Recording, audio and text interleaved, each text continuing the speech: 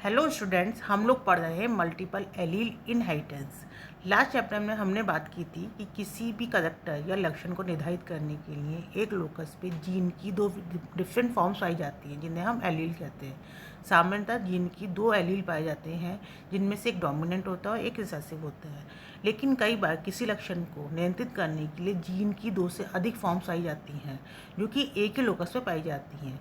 तो किसी भी जीन के 3 या 3 से अधिक अगर एलील पाए जाते हैं तो उसे हम मल्टीपल एलील सीरीज कहते हैं।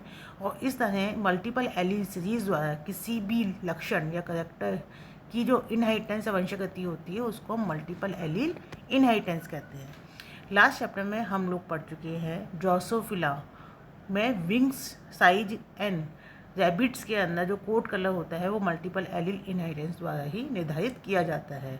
आज हम पढ़ेंगे ह्यूमन रेड ब्लड सेल्स जो होते हैं उनके ऊपर पाए जाने वाले एंटीजन्स जो कि डिफरेंट ब्लड ग्रुप को डिसाइड करते हैं। तो हमारे ह्यूमन बींग्स में जो डिफरेंट ब्लड ग्रुप्स पाए जाते हैं, रक्त समूह पाए जाते हैं, वो भी एक मल्टीपल एलील इनहेरिटेंस का एग्जाम्पल है।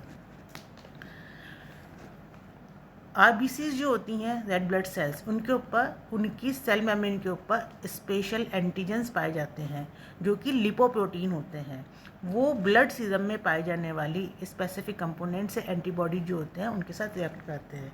जैसा कि हम इम्यूनोलॉजी में पढ़ चुके हैं, एंटीजन एंटीबॉडी रिलेशनशिप जो होता है उनमें एंटीजन एंटीबॉडी जो होता है उसके एक दूसरे के प्रति वो स्पेसिफिक उनमें स्पेसिफिसिटी पाई जाती है। वो इस तरह से उनमें रिलेशनशिप होता है जैसे कि लॉक और की ताले और चाबी का होता है।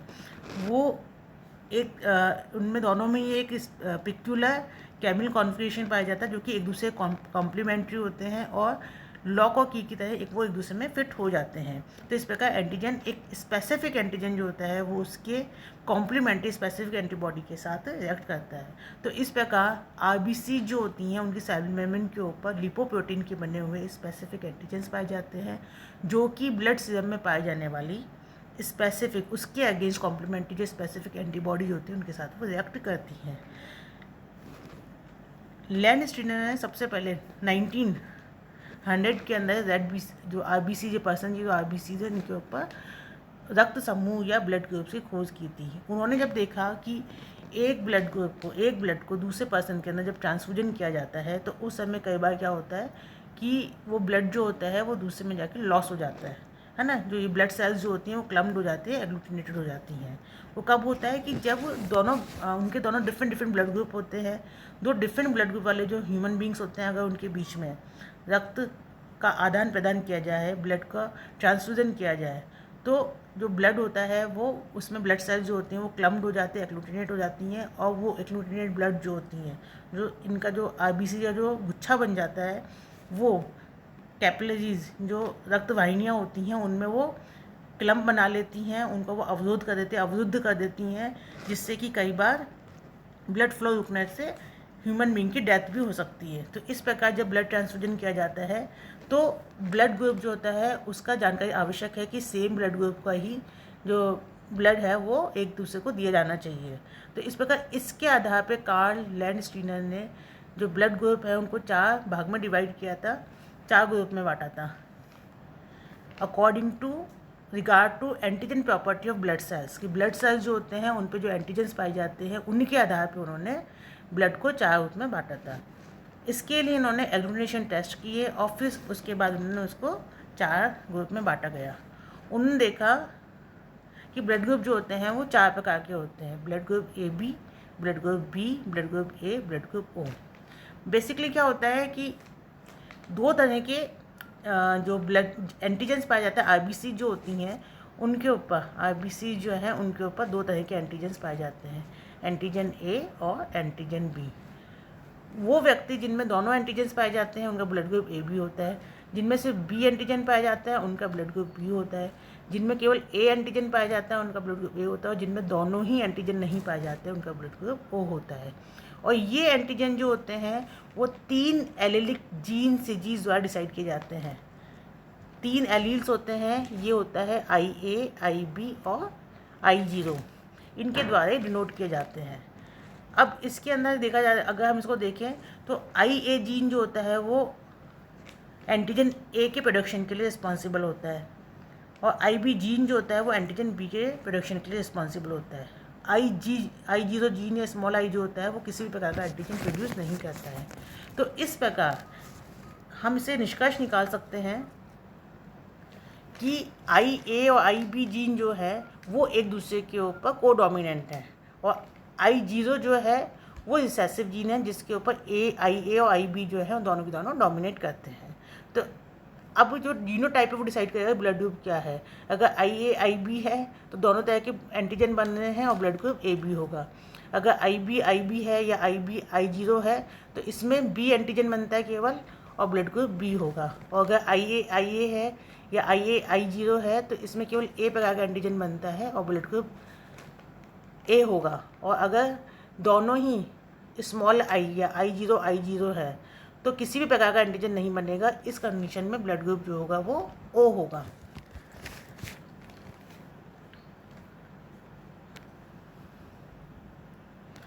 ये हम देख सकते हैं इस टेबल के अंदर, हम देख सकते हैं कि ये पेरेंट्स हैं जिनके की फिनोटाइप दिए गए हैं और इनके जीनोटाइप है। ब्लड ग्रुप O है तो उनके क्या जीनोटाइप हो सकते हैं। अगर पेरेंट्स जो है उनके ब्लड ग्रुप O, एक का O है और दूसरे का A है तो उनके ब्लड ग्रुप क्या हो सकते हैं।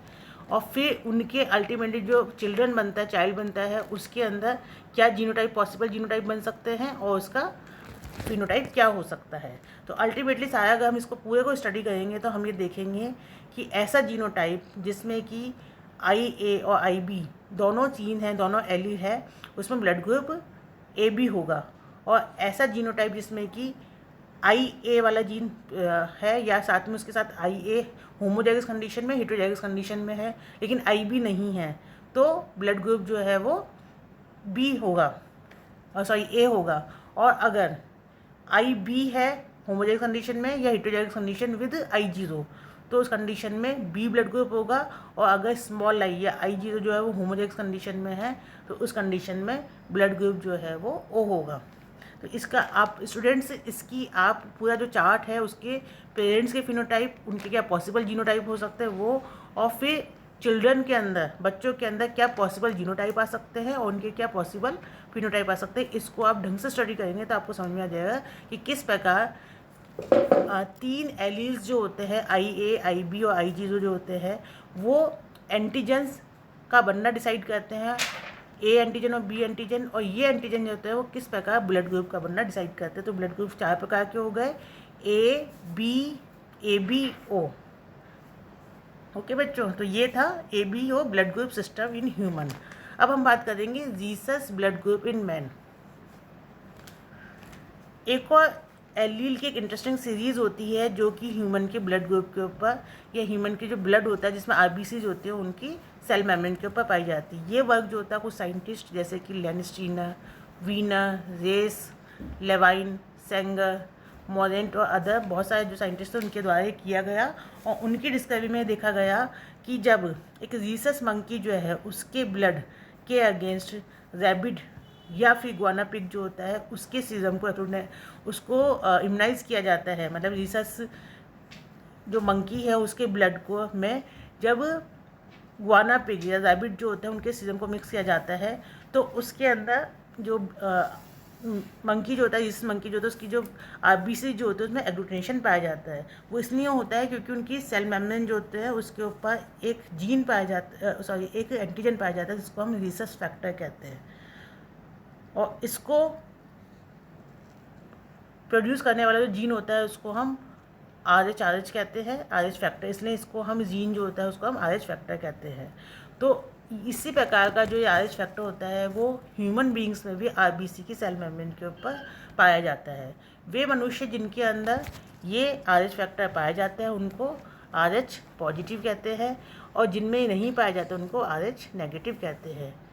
वर्ल्ड की लगभग 97% जो पॉपुलेशन है वो RH पॉजिटिव है और लगभग 13% जो है वो RH नेगेटिव है। और इंडिया में या एशिया में मैक्सिमम मोर देन 87% और एशिया के अंदर और स्पेशली इंडिया के अंदर जो है वो मोर देन 95% जो है वो RH पॉजिटिव है और लेस देन 5% जो है वो RH नेगेटिव है। लेवाइन जो है उन्होंने एक स्टडी की, उन्होंने देखा कि RH फैक्टर की वजह से न्यूबॉर्न इन्फेंट्स जो होते हैं, जो न्यूबॉर्न बेबी होते हैं, उनमें एक प्रकार का एनीमिया होता है जिसको अपन बोलते हैं एस्ट्रोब्लास्टोसिस फीटलिस। इसके अंदर क्या होता है कि अगर मान लो फादर RH पॉजिटिव है और मदर जो है वो RH नेगेटिव है, तो उनका जो चाइल्ड होता है, फर्स्ट चाइल्ड जो होता है वो RH पॉजिटिव होता है। RH पॉजिटिव होने के कारण जो उसके अगेंस्ट होते हैं, मदर जो होता है उसके ब्लड के अंदर जो सीरम होता है वो RH एंटीबॉडीज जो होती है वो डेवलप हो जाती है। अब जब नेक्स्ट प्रेगनेंसी होती है, उसके बाद की जितनी भी प्रेगनेंसीज होती हैं, उसमें अगर बच्चा जो है वो RH पॉजिटिव है, तो मदर में के ब्लड में जो पाई जाने वाली जो RH नेगेटिव एंटीबॉडीज़ होती हैं वो चाइल्ड के ब्लड के अंदर एंटर कर जाती हैं और उसके ब्लड को एग्लूटिनेट कर देती हैं। उसके जो RH फैक्टर जो होता है उसका रिएक्शन करती है और उसकी RBC जो होती हैं उनमें समूहन कर देती है, एग्लूटिनेशन कर देती है। तो इस प्रकार जो बच्चा जो होता है उसके ब्लड में RBC जो होते हैं उसमें क्लम्पिंग होने लगते हैं, जिससे कि हीमोलाइसिस होने लगता है, RBC नष्ट होने लगती हैं और जो कि एनीमिया कॉज करती हैं। और अगर सीरियस कंडीशन होती है तो वो न्यूबॉर्न बेबीज़ जो होते हैं उनमें या तो उनकी डेथ को कॉज करती हैं या फिर उनका अबॉर्शन हो जाता है, फीटस कंडीशन में ही उनका अबॉर्शन हो जाता है। तो ये कंडीशन जो होती है ये कहलाती है एरिथ्रोब्लास्टोसिस फीटलिस। इसके लिए क्या करते हैं कि फर्स्ट कंडीशन में अगर RH नेगेटिव मदर है और RH पॉजिटिव फादर है, तो उस कंडीशन में फर्स्ट प्रेगनेंसी के अंदर ही इस प्रकार के इंजेक्शंस दिए जाते हैं जो कि जो चाइल्ड होते हैं उनके जो RH फैक्टर्स होते हैं उनको वो कवर कर लेते हैं, जो कि मदर के अंदर जाके वो RH नेगेटिव जो RH एंटीबॉडीज़ होती हैं उनको प्रोडक्शन नहीं कर पाती, जिससे कि आगे वाली जो डिलीवरी होती हैं, प्रेगनेंसीज होती हैं वो सुरक्षित रह सके। ये भी देखा गया है कि RH पॉजिटिव और नेगेटिव जो पर्सन्स होते हैं उसमें वो विभिन्न प्रकार के होते हैं, मतलब कि उसमें विभिन्न प्रकार के एंटीजेंस पाए जाते हैं।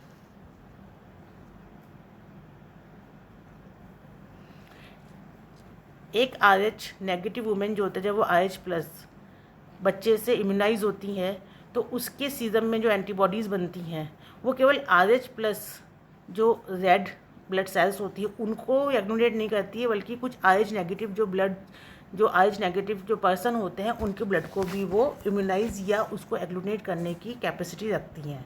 मतलब कि एक RH नेगेटिव वुमेन है, उसकी फर्स्ट प्रेगनेंसी है और उसके RH पॉजिटिव चिल्ड्रन है, तो RH पॉजिटिव चिल्ड्रन के जो RH फैक्टर्स होते हैं वो उस वुमेन के अंदर एंटीबॉडीज़ जो होती है, RH एंटीबॉडी जो होता है वो डेवलप कर देते हैं। अब ये एंटीबॉडी जो होती है वो सिर्फ उस बच्चे की RH फैक्टर को ही उससे रिएक्शन नहीं करती, बल्कि उसी को एग्लूटिनेट नहीं करती है, बल्कि वो कुछ RH नेगेटिव पर्सन्स में पाए जाने वाले कुछ एंटीजेंस होते हैं उनको भी एग्लूटिनेट कर देती है। तो इस प्रकार इस डिस्कवरी से पता चला कि बेसिकली सीरम जो होते हैं उनके अंदर दो प्रकार की एंटीबॉडीज़ पाई जाती हैं। एक होती है एंटी-D जो कि RH नेगेटिव सेल्स जो होती हैं विच एग्लूटिनेट्स ओनली RH प्लस सेल्स, जो कि RH फैक्टर जो होते हैं, RH पॉजिटिव जो सेल्स होती हैं उनको वो एग्लूटिनेट करती हैं। और दूसरी होती है एंटी-C जो कि एक कुछ विशेष प्रकार के RH नेगेटिव पर्सन्स होते हैं उन पे पाए जाने वाली जो RBC से पाए जाने वाली एंटीबॉडीज़ होती हैं, उन एंटीजेंस जो होते हैं उनको वो एग्लूटिनेट करते हैं। तो इस प्रकार एक स्पेसिफिक बॉडी एक और होती है एंटी-C जो कि ऐसे RBC जिनके ऊपर की C एंटीजन नहीं पाया जाता है उनको वो एग्लूटिनेट करते हैं। तो इस प्रकार एंटीसीजर, 3 प्रकार के एंटीसीजर जो है वो ब्लड में डिस्कवर किए गए और जो कि 6 प्रकार के जो RH कॉम्बिनेशंस है उनको वो बनाते हैं। ये कॉम्बिनेशंस ये हो सकते हैं कि इसमें एक होता है एंटीजन C जो कि होमोजाइगस कंडीशन, हेटेरोजाइगस कंडीशन में पाए जा सकते हैं, कैपिटल CC स्मॉल cc या हेटेरोजाइगस कंडीशन या स्मॉल cc होमोजाइगस कंडीशन में पाए जा सकते हैं। इसी प्रकार दूसरा होता है D जो होता है उसका अल्टरनेटिव स्मॉल d जो होता है वो नहीं पाया जाता। और एक होता है antigen DE, antigen specific antibody जो कि उसमें की एंटी-E और एंटी स्मॉल e पाई जाती हैं। तो इस प्रकार 3 तरह के एंटीजेंस होते हैं C, D और E। C जो होते हैं उनके 2 फॉर्म्स रहते हैं, capital D small c, capital C small c, capital D capital E और स्मॉल e। इनकी जो कॉम्बिनेशन से एक ही जीन पे पाए जाने वाली डिफरेंट एलील सीरीज हैं। फिशर ने बताया कि 8 डिफरेंट एलील्स पाए जाते हैं। इनके अरेंजमेंट से आइज पॉजिटिव या आइज नेगेटिव जो होते हैं वो डिसाइड करते हैं, इनका अरेंजमेंट जो होता है वो डिसाइड करता है। तो फिशर ने कहा इस प्रकार CDE और वीनर ने सिंबल दिए कि इस तरह से आइज पॉजिटिव या आइज नेगेटिव होते हैं। तो ये आइज सिस्टम ऑफ एलील्स दिया गया था। अगर ये कॉम्बिनेशंस बताए हैं कि ये तीनों एंटीजन जो होता है कि वो इस कॉम्बिनेशन में पाए जाते हैं, तो ये कॉम्बिनेशन जो है वो आइज पॉजिटिव को कॉज करते हैं और ये कॉम्बिनेशन जो होता है वो आइज नेगेटिव को कॉज करता है। तो इस प्रकार वीनर और फिशर ने 2 डिफरेंट थ्योरी दी थी आइज फैक्टर को डिसाइड करने के लिए। वीनर के अनुसार एक जीन के डिफरेंट वर्जन या डिफरेंट एलील्स पाए जाते हैं जो कि आइज फैक्टर को डिसाइड करते हैं, जबकि फिशर के अनुसार 3 डिफरेंट जीन्स होते हैं जो कि बहुत क्लोजली जो होते हैं वो एक ही लोकस, मतलब कि अलग अलग लोकस पे बट वेरी क्लोजली वो जो होते हैं वो लिंक्ड होते हैं और एक दूसरे के पास जो होते हैं वो सिचुएटेड रहते हैं, जो कि आइज फैक्टर को डिसाइड करते हैं। तो इस प्रकार फिशर ने बताया ये 3 जीन है, 3 जीन का कॉम्बिनेशन है जो एक दूसरे के बिल्कुल पास पास है। ये कॉम्बिनेशन जो होता है वो डिसाइड करता है कि क्या है, आइज पॉजिटिव है या आइज नेगेटिव है। और वीनर के अनुसार ये 8 प्रकार के अलग एलील पाए जाते हैं और ये एलील जो होते हैं वो डिसाइड करते हैं कि आइज पॉजिटिव होगा या आइज नेगेटिव होगा।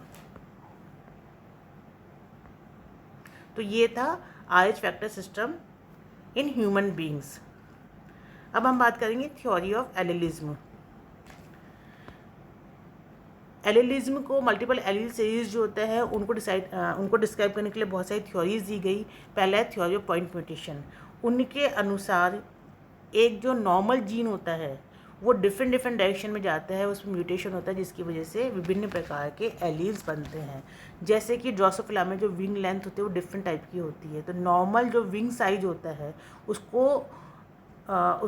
उसको कंट्रोल करने वाला जीन जो होता है उसमें डिफरेंट डायरेक्शन में म्यूटेशन होते हैं, जिससे कि विभिन्न लंबाई के जो होते हैं डिफरेंट टाइप के जो दूसरे जो विंग्स होते हैं वो डेवलप हो जाते हैं। मतलब उसकी म्यूटेंट होने से डिफरेंट टाइप के एलील होते हैं वो उत्पन्न होते हैं। वो एलील जो होते हैं वो डिफरेंट साइज की विंग्स को उत्पन्न करने में रिस्पॉन्सिबल होते हैं। दूसरा थ्योरी ऑफ क्रॉस लिंकेज और पोजिशनल स्यूडो एलिलिज्म। इनके अनुसार कई बार क्या होता है कि मल्टीपल एलील नहीं होते हैं, जबकि एक से अधिक जीन होते हैं जो कि एक ही करैक्टर या लक्षण जो होते हैं उसको कंट्रोल करते हैं और ये डिफरेंट लोकाई पे होते हैं, बट ये जीन्स होते हैं बिल्कुल क्लोजली लिंक्ड होते हैं जिन्हें हम स्यूडो एलील्स कहते हैं। और इसमें क्या होता है, कई बार एक नॉर्मल जीन जो होता है उसके बिल्कुल क्लोजली लिंक जो दूसरा जो जीन होता है वो उसके एक्सप्रेशन को अफेक्ट करता है, जैसे हम पोजीशन अफेक्ट करते हैं। तो ये जो डिफरेंट जीन्स जो होते हैं जो कि बहुत ही पास पास एक दूसरे उपस्थित होते हैं और एक ही लक्षण को नियंत्रित कर रहे हैं, वो एक दूसरे के एक्सप्रेशन को प्रभावित करते हैं, उनको स्यूडो एलील्स कहते हैं और इस तरह के इनहेरिटेंस को स्यूडो एलिलिज्म कहते हैं। तीसरा हेटेरोक्रोमैटिन थ्योरी ऑफ एलिलिज्म। इसके अनुसार कई बार जो क्रोमोसोम होता है उसे किसी जीन जो पार्ट होता है, जीन का जो पार्ट होता है उसमें हेटेरोक्रोमेटाइजेशन हो जाता है, जिसकी वजह से जीन जो होता है उसमें ब्रेकेज, क्रोमोसोम जो होता है उसके ब्रेकेज और रीअरेंजमेंट की वजह से जीन्स जो होता है उनमें हेटेरोक्रोमेटाइजेशन हो जाता है। जिससे हेटेरोक्रोमेट का मतलब है कि उसका जो मेटाबॉलिक एक्टिविटी जो होती है वो सप्रेस हो जाती है, जिससे जो जीन का जो नेचर होता है वो सप्रेस हो जाता है, क्योंकि उसका पोजीशन इफेक्ट की वजह से, क्योंकि इसका स्थान चेंज हो जाता है, उसका नेचर चेंज हो जाता है। और ये हेटेरोक्रोमेटिसिटी जो होती है, हेटेरोक्रोमेटिन पार्ट जो होता है वो एक नॉर्मल जीन जो होता है उसको डिफरेंट डिग्री देता है, उसका एक्सप्रेशन जो होता है उसको सप्रेस कर देता है। तो इस प्रकार किसी भी जीन का हेटेरोक्रोमेटाइजेशन जो होता है वो उसके डिफरेंट फॉर्म को जो होता है उत्पन्न कर देता है, उसका जो फिनोटाइप जो होता है वो अब डिफरेंट प्रकार का हो जाता है, जो कि मल्टीपल एलिलिज्म जो होता है उसको एक्सप्लेन करता है। तो ये थे डिफरेंट थ्योरी एलिलिज्म की, जिनके अनुसार कुछ में तो एक एलील के म्यूटेशन, एक जीन की म्यूटेशन वजह से डिफरेंट एलील फॉर्म्स आ जाती हैं, कुछ के अनुसार डिफरेंट एलील्स नहीं होते हैं, जबकि डिफरेंट जीन्स होते हैं जो कि एक दूसरे के बहुत क्लोज सिचुएटेड होते हैं और एक ही लक्षण को नियंत्रित करते हैं। और कुछ के अनुसार जीन जो होता है जब उसका हेटेरोक्रोमेटाइजेशन हो जाता है तो उसका व्यवहार जो होता है वो बदल जाता है और लक्षण को वो अलग तरीके से प्रभावित करता है। अब है इम्पॉर्टेंस ऑफ मल्टीपल एलिलिज्म। सबसे पहले टी.एच. मॉर्गन जो था, उन्होंने एलील्स, मल्टीपल एलील सीरीज जो थी उनकी स्टडी की, और उन्होंने बताया कि ये एलील्स, एक जीन के जो डिफरेंट एलील्स हैं, ये सजेस्ट करते हैं कि एक जीन जो होता है वो डिफरेंट तरीके से, अलग अलग तरीके से म्यूटेट हो सकता है, उत्परिवर्तित हो सकता है और अपना अलग अलग इफेक्ट दिखा सकता है। तो मल्टीपल एलीलिज्म जो है उसका आइडिया जो है वो ये बताता है कि किस प्रकार से एक जीन जो होता है वो डिफरेंट अमाउंट में उसका हेट्रोक्रोमेटाइजेशन हो जाता है, और इस प्रकार वो जीन जो होता है वो अलग तरीके से, डिफरेंट तरीके से अपने आप को एक्सप्रेस करता है। अब इसमें भी बहुत सारी चीज़ जो है वो एक्सप्लेन की, वो स्यूडो एलील्स की हम बात कर रहे थे कि स्यूडो एलील्स कि जिसमें डिफरेंट, एक जीन की जो डिफरेंट फॉर्म होती हैं जो एक ही एलील के ऊपर, एक ही लोकस जो होता है उसके ऊपर सिचुएटेड हो रही है। लेकिन कई बार क्या पाया जाता है कि ये जो जीन जो होते हैं वो एक ही लोकस पे उपस्थित ना होकर डिफरेंट लोकाई के ऊपर उपस्थित होते हैं और सेम कैरेक्टर को सेम मैनर में अफेक्ट करते हैं। तो इस प्रकार सेम जीन जो है उसकी डिफरेंट फॉर्म्स एलील की हैं, या उसको हम डिफरेंट फॉर्म भी कह सकते हैं, डिफरेंट फॉर्म्स ऑफ जीन्स हैं जो कि एक ही कैरेक्टर को नियंत्रित कर रहे हैं, इसको हम स्यूडो एलील्स कहते हैं। एक चीज़ होती है पेनिट्रेंस और एक्सप्रेसिविटी। कई बार क्या होता है कि जीन जो होता है वो अपना फिनोटाइपिक इफेक्ट जो होता है होमोजाइगस कंडीशन में उत्पन्न करता है ना। अपन जानते हैं कि रिसेसिव जीन जो होता है वो अपना प्रभाव जो है वो होमोजाइगस कंडीशन में दिखाता है, और डोमिनेंट जीन जो है वो अपना प्रभाव होमोजाइगस कंडीशन या हेटेरोजाइगस कंडीशन में दिखाता है। कई बार जीन जो होते हैं वो अपना प्रभाव दिखा नहीं पाते हैं, अपने प्रभाव को दिखाने में फेल हो जाते हैं, उनका फिनोटाइप जो होता है वो इफेक्ट नहीं दिखा पाते हैं। तो इस प्रकार किसी भी जीन की अपना फिनोटाइपिक इफेक्ट को प्रोड्यूस करने की जो एबिलिटी होती है उसको पेनिट्रेंस कहते हैं। परसेंटेज ऑफ पेनिट्रेंस क्या होता है कि कई बार कोई भी जो जीन होता है उसका जो फिनोटाइपिक इफेक्ट होता है वो एनवायरमेंटल कंडीशन के चेंज होने, जैसे कि मॉइस्चर, लाइट, इंटेंसिटी, टेम्परेचर इत्यादि जो होते हैं, डिफरेंट जो एनवायरमेंटल कंडीशंस होती है उसके चेंज होने से जो कोई भी एक जीन होता है उसका फिनोटाइपिक इफेक्ट जो होता है उसकी वो चेंज हो जाता है। जैसे कि हम ये कह सकते हैं कि अगर एक जीन जो होता है वो एक पॉपुलेशन के सभी इंडिविजुअल्स में एक्सप्रेस किया जाता है, उत्पन्न होता है, तो वो उसकी 100% पेनिट्रेंसी है। लेकिन अगर किसी भी जीन का एक जो कोई जीन होता है वो केवल 60% इंडिविजुअल्स के अंदर ही प्रोड्यूस किया जाता है, तो उसकी पेनिट्रेंसी जो होती है वो केवल 60% होती है। अब एक पॉपुलेशन के अंदर कितने परसेंट लोगों में एक जीन अपना फिनोटाइपिक इफेक्ट दिखा पा रहा है वो उसका उतना परसेंट पेनिट्रेंस कहलाता है। अब ये जो पेनिट्रेंस भी है वो जीन भी जो है वो हर इंडिविजुअल में अपने को अलग तरीके से एक्सप्रेस कर सकता है, ठीक है। और डिफरेंट जो भी वो कैरेक्टर जो किसी लक्षण को प्रभावित करे उसको अलग अलग तरीके से वो प्रभावित कर सकता है, अलग अलग एक्सटेंट पे वो प्रभावित कर सकता है। इसे हम कहते हैं वेरिएबल एक्सप्रेसिविटी, है ना, ये कहलाती है वेरिएबल एक्सप्रेसिविटी। जैसे कि हम डायबिटीज़ का एग्जांपल ले सकते हैं कि डायबिटीज़ जो होती है उसको कॉज करने वाले जीन जो होते हैं वो बहुत सारे इंडिविजुअल्स में पाए जा सकते हैं, लेकिन 50% में वो सिर्फ अपने आप को प्रोड्यूस कर रहे हैं, है ना, अपना फिनोटाइपिक इफेक्ट, ना डायबिटीज़ हो रही है, 50% लोगों को वो डायबिटीज़ हो रही है। तो इट मीन्स उसकी जो पेनिट्रेंसी है, परसेंटेज ऑफ पेनिट्रेंस है वो 50% है। लेकिन अगर जिनमें जो 50% जिनमें डायबिटीज़ हो रही है उनमें भी डायबिटीज़ का एक्सटेंट जो होता है वो अलग अलग होता है, किसी में बहुत हाई होती है, किसी में मीडियम और किसी में लो होती है। तो मतलब वो जीन जो है वह उसकी जो एक्सप्रेसिविटी है वो अपने को जो एक्सप्रेस कर रहा है वो अलग अलग तरीके से कर रहा है, इसे हम कहते हैं वेरिएबल एक्सप्रेसिविटी। तो इस प्रकार एक जीन जो है वो जो टर्म पेनिट्रेंस कहलाते हैं वो उसकी एक्सप्रेसिविटी, मतलब ये अपने आप को एक्सप्रेस कर रहा है कितने लोगों में, वो पेनिट्रेंस है, और किस डिग्री तक कर रहा है वो कहलाता है उसकी एक्सप्रेसिविटी। नेक्स्ट है फिनोकॉपी। एक जीनोटाइप वो अपने एक पर्टिकुलर फिनोटाइप दिलाता है, लेकिन वो जीनोटाइप जो होता है कई बार जो पर्टिकुलर एनवायरनमेंट होता है उस पर डिपेंड करता है कि उस जीनोटाइप का क्या फिनोटाइपिक इफेक्ट होगा। एक पर्टिकुलर एनवायरनमेंट में कई बार एक पर्टिकुलर जीनोटाइप जो होता है उसका फिनोटाइप इफेक्ट जो होता है वो चेंज हो जाता है, और वो जो विजिबल चेंज होता है वो पहले से उपस्थित कोई म्यूटेंट जीन जो होता है उसके समान होता है। तो इस प्रकार अगर एक नॉर्मल जीन जो होता है वो किसी एक चेंज एनवायरनमेंट के अंदर में चेंज होता है और वो किसी दूसरे म्यूटेंट जीन को मिमिक करता है और उसके अनुसार वो बिहेव करता है, तो इस प्रकार जो जीन होता है उसको हम फिनोकॉपी कहते हैं। उसको गोल्ड स्मिथ जो साइंटिस्ट है उन्होंने उसको नाम दिया फिनोकॉपी। जैसे कि फॉल जो मुर्गे होते हैं उनके अंदर एक म्यूटेंट जीन पाया जाता है जो कि उनमें रम्पलेसनेस के लिए रिस्पॉन्सिबल होता है। रम्पलेसनेस क्या होती है कि उनके अंदर जो होता है वो टेल फेदर्स या कॉर्डल वर्टिब्रेस जो होते हैं वो डेवलप नहीं हो पाते हैं, ठीक है। तो वो जो होते हैं वो ढंग से उड़ नहीं पाते। अब अगर नॉर्मल एग्स जो होते हैं ये एक म्यूटेंट जीन की वजह से होता है, लेकिन अगर एक नॉर्मल जीन को अगर ईओसिन के साथ इंक्यूबेशन के समय इंसुलिन से ट्रीट किया जाए तो उनमें ये सेम इफेक्ट देखा जाता है जो कि म्यूटेंट जीन की वजह से होता है। तो मतलब क्या हुआ, एनवायरनमेंट चेंज हुआ, कुछ केमिकल चेंजेस हुए जिसकी वजह से जो जीन है उसका अल्टर बिहेवियर हुआ। और बिहेवियर कैसा हुआ, उसका फिनोटाइपिक इफेक्ट कैसा हुआ, जो पहले से उपस्थित एक म्यूटेंट जीन था उसके समान। तो ये इस जो नॉर्मल जीन का जो अल्टर्ड फॉर्म है जो कि एनवायरनमेंट के हिसाब से सेट हुई है वो पहले से उपस्थित म्यूटेंट जीन की फिनोकॉपी कहलाती है। तो ये था फिनोकॉपी। तो बच्चों आज हमने पढ़ा मल्टीपल एलील सीरीज़ के अंदर ABO blood group in human system, RH factor in human system, and different theories describing allelism and the different factors describing allelism। ठीक है, तो ये था आपका multiple allele inheritance. Thank you.